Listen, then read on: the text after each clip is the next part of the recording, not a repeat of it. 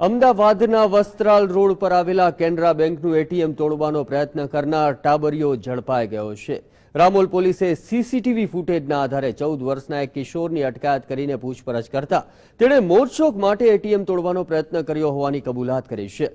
પોલીસે હાલમાં આ ટાબરિયાનું કાઉન્સેલિંગ કરવાની કામગીરી શરૂ કરી છે।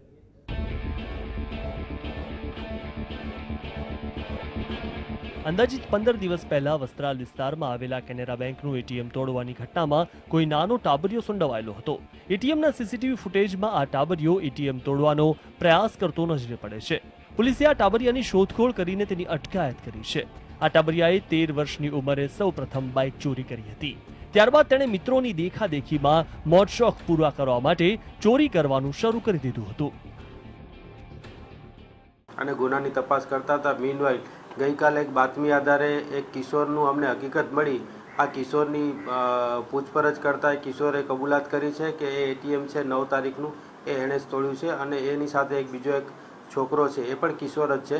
તો એ બંને જણ થઈ અને એક જણ બારે વોચમાં ઊભો રહ્યો અને બીજો જે કિશોર છે એ અંદર જઈ અને ડિસમિસ જે ફૂટેજમાં દેખાય છે એ કિશોર ફૂટેજમાં દેખાય છે કે એટીએમ અને ડિસમિસ અને પથ્થર લઈ અને તોડવાનો પ્રયત્ન કર્યો હતો।